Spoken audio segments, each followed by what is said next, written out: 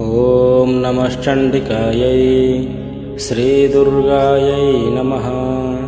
अथ श्रीदुर्गासप्तशती। अथ प्रथमोऽध्यायः।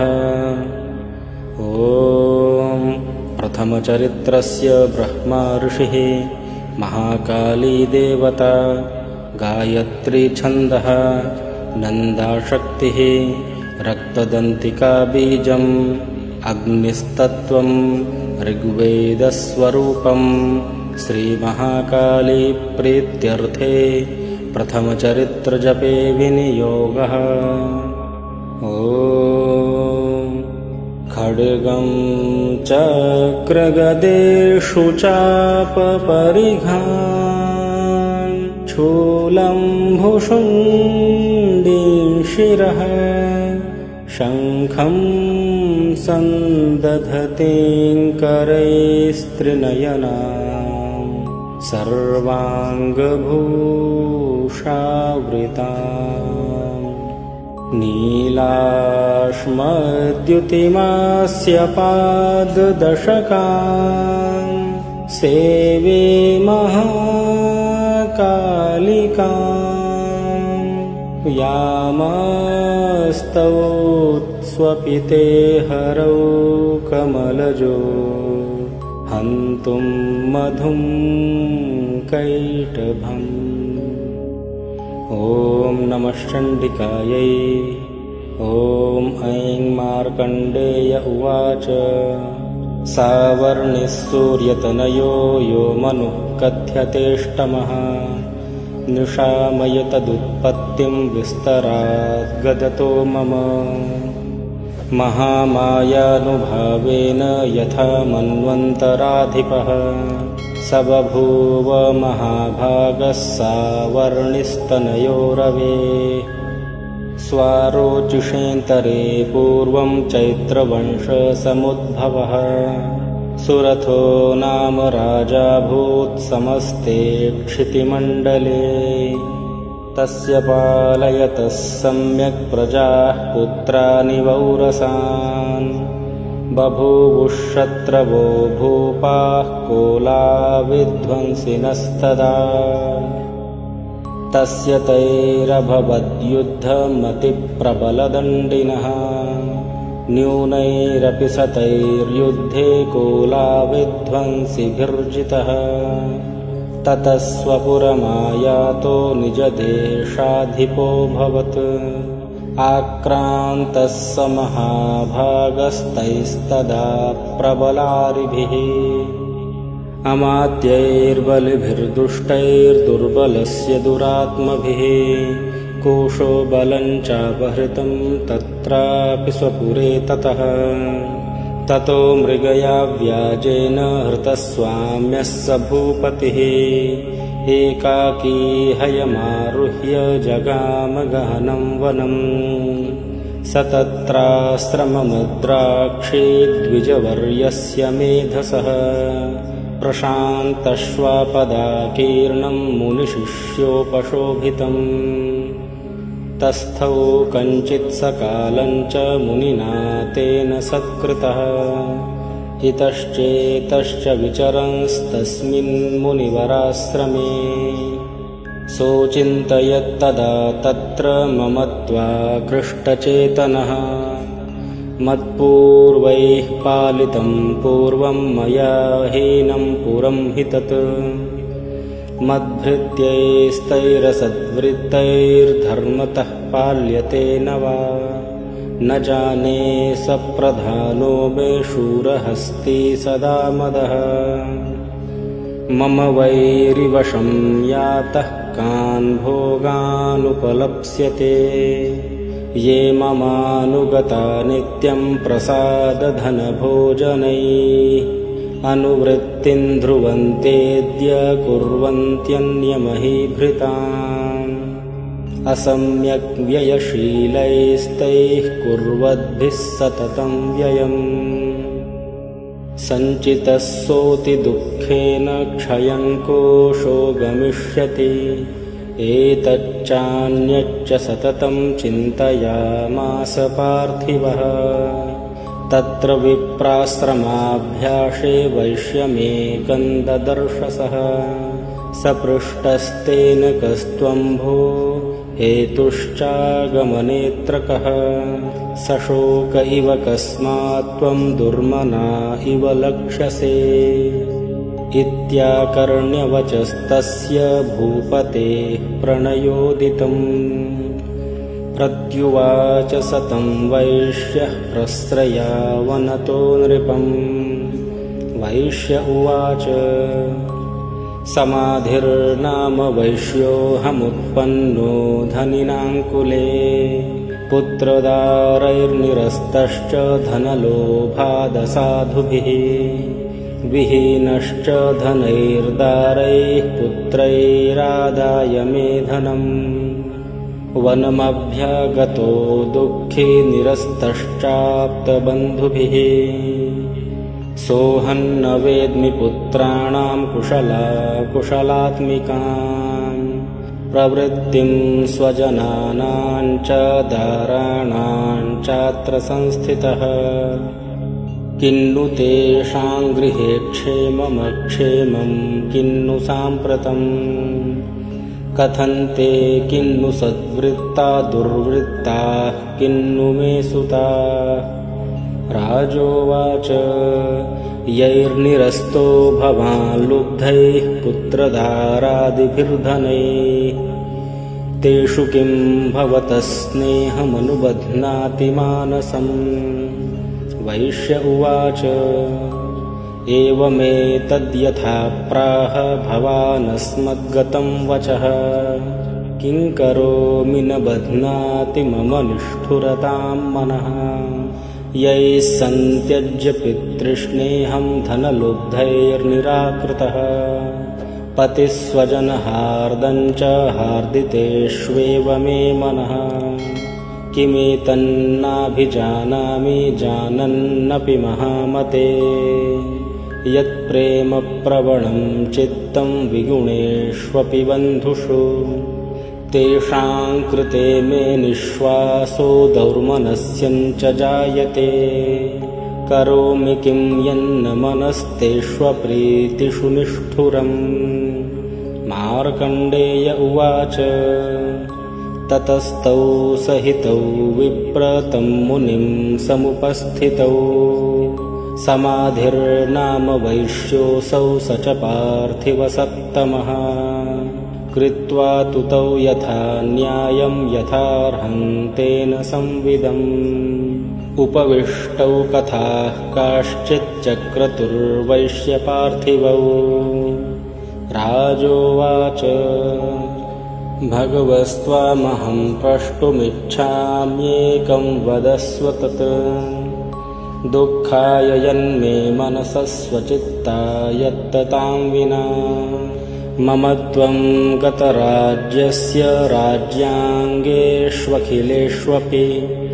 जानतोऽपि यथाज्ञस्य किमेतन्मुनिसत्तम। अयं च निकृतः पुत्रैर्दारैर्भृत्यैस्तथोज्झितः। स्वजनेन च सन्त्यक्तस्तेषु हार्दि तथाप्यति। एवमेष तथाहं च द्वावप्यत्यन्तदुःखितौ। दृष्टदोषेऽपि विषये मम त्वाकृष्टमानसौ। तत्किमेतन्महाभाग यन्मोहो ज्ञानिनोरपि। ममास्य च भवत्येषा विवेकान्धस्य मूढता। ऋषिरुवाच ज्ञानमस्ति समस्तस्य जन्तोर्विषयगोचरे। विषयश्च महाभाग याति चैवं पृथक् पृथक्। दिवान्धाः प्राणिनः केचित् रात्रावन्धास्तथा परे। केचिद्दिवा तथा रात्रौ प्राणिनस्तुल्यदृष्टयः। ज्ञानिनो मनुजाः सत्यं किन्तु ते न हि केवलम्। यतो हि ज्ञानिनः सर्वे पशुपक्षिमृगादयः। ज्ञानं च तन्मनुष्याणां यत्तेषां मृगपक्षिणां मनुष्याणां च यत्तेषां तुल्यमन्यत्तथोभयोः ज्ञानेऽपि सति पश्यैतान् पतङ्गाच्छावचञ्चुषु कणमोक्षादृतान् मोहात् पीड्यमानानपि क्षुधा मानुषा मनुजव्याघ्रसाभिलाषाः सुतान् प्रति लोभात् प्रत्युपकाराय नन्वेतान् किन्न पश्यसि तथापि ममता वर्ते मोहगर्ते निपातिता महामाया प्रभावेण संसारस्थितिकारिणा तन्नात्र विस्मयः कार्यो योगनिद्रा जगत्पते महामाया हरेश्चैषा तया सम्मोह्यते जगत् ज्ञानिनामपि चेतांसि देवी भगवती हि सा बलादाकृष्य मोहाय महामाया प्रयच्छति तया विसृज्यते विश्वं जगदेतच्चराचरम् सैषा प्रसन्ना वरदा नृणां भवति मुक्तये सा विद्या परमा मुक्तेर्हेतुभूता सनातनी संसारबन्धहेतुश्च सैव सर्वेश्वरेश्वरी राजोवाच भगवन् का हि सा देवी महामायेति यां भवान्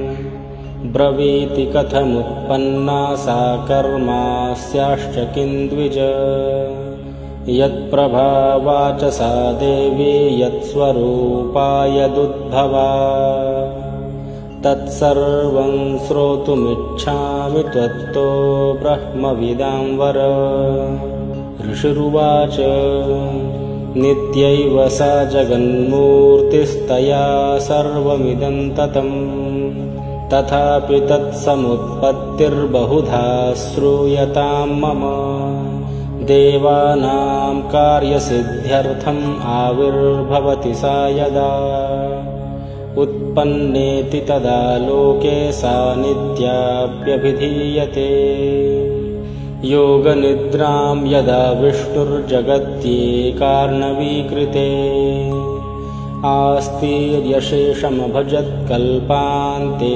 भगवान् प्रभुः तदा द्वावसुरौ घोरौ विख्यातौ मधुकैटभौ विष्णुकर्णमलोद्भूतौ हन्तुं ब्रह्माणमुद्यतौ सनाभिकमले विष्णो स्थितो ब्रह्मा प्रजापतिः दृष्ट्वा तावसुरौ चोग्रौ प्रसुप्तं च जनार्दनम् तुष्टावयोगनिद्रां तामेकाग्रहृदयस्थितः विबोधनार्थाय हरेर्हरिनेत्रकृतालया विश्वेश्वरीं जगद्धात्रीं स्थितिसंहारकारिणीं निद्रां भगवतीं विष्णोरतुलां तेजसः प्रभो ब्रह्मोवाच त्वं स्वाहा त्वं स्वधा त्वं हि वषट्कारस्वरात्मिका सुधा त्वमक्षरे नित्ये त्रिधा मात्रात्मिका स्थिता अर्धमात्रा स्थिता नित्यायानुच्चार्या विशेषतः त्वमेव सन्ध्या सावित्री त्वं देवि जननी परा त्वयैतद्धार्यते विश्वं त्वयैतत्सृज्यते जगत् त्वयैतत्पाल्यते देवी त्वमत्स्यन्ते च सर्वदा विसृष्टौ सृष्टिरूपा त्वं स्थितिरूपा च पालने तथा संहृतिरूपान्ते जगतोऽस्य जगन्मये महाविद्या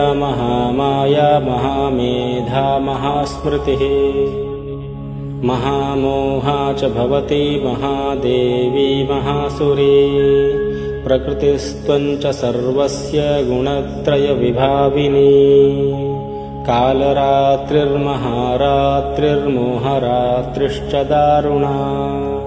त्वं श्रीस्त्वमीश्वरी त्वं ह्रीस्त्वं बुद्धिर्बोधलक्षणा।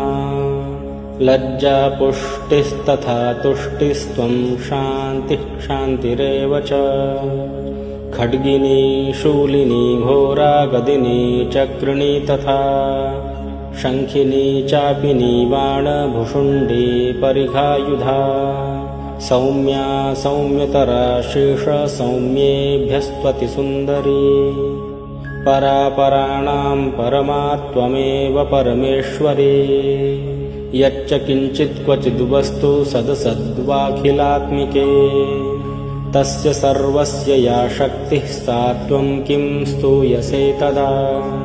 यया त्वया जगत्स्रष्टा जगत्पात्यत्ति यो जगत् सोऽपि निद्रावशन्नीतः कस्त्वां स्तोतुमिहेश्वरः।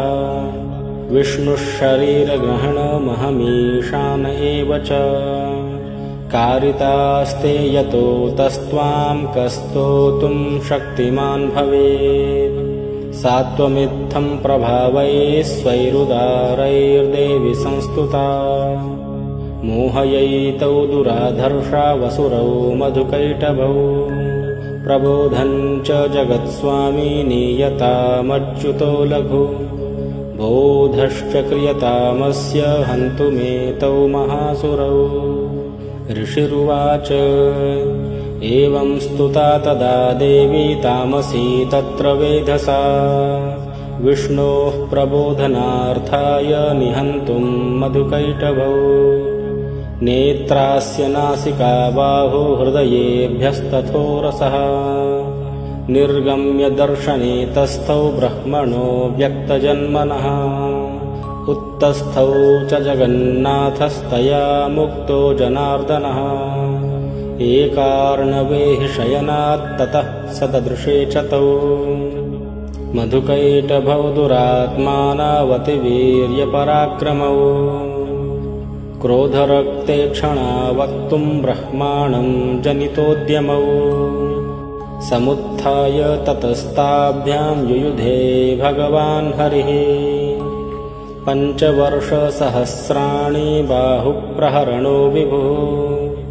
तावप्यतिबलोन्मत्तौ महामाया विमोहितौ।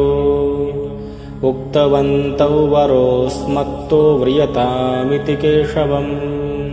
श्रीभगवानुवाच भवेतामद्य मे तुष्टौ मम वध्यावुभावपि। किमन्येन वरेणात्र एतावद्धिवृतं मम। ऋषिरुवाच वञ्चिताभ्यामिति तदा सर्वमापोमयं जगत्। विलोक्यताभ्यां गदितो भगवान् कमलेक्षणः। आवां जहिन यत्रोर्विसलिलेन परिप्लुता। ऋषिरुवाच तथेत्युक्त्वा भगवता शङ्खचक्रगदाभृता। कृत्वा चक्रेण वैच्छिन्ने जघने शिरसि तयोः। एवमेषा समुत्पन्ना ब्रह्मणा संस्तुता स्वयं। प्रभावमस्या देव्यास्तु भूयः शृणु वदामि ते। ऐं ॐ श्रीमार्कण्डेयपुराणे सावर्णिके मन्वन्तरे देवी माहात्म्ये प्रथमः श्रीदुर्गार्पणमस्तु।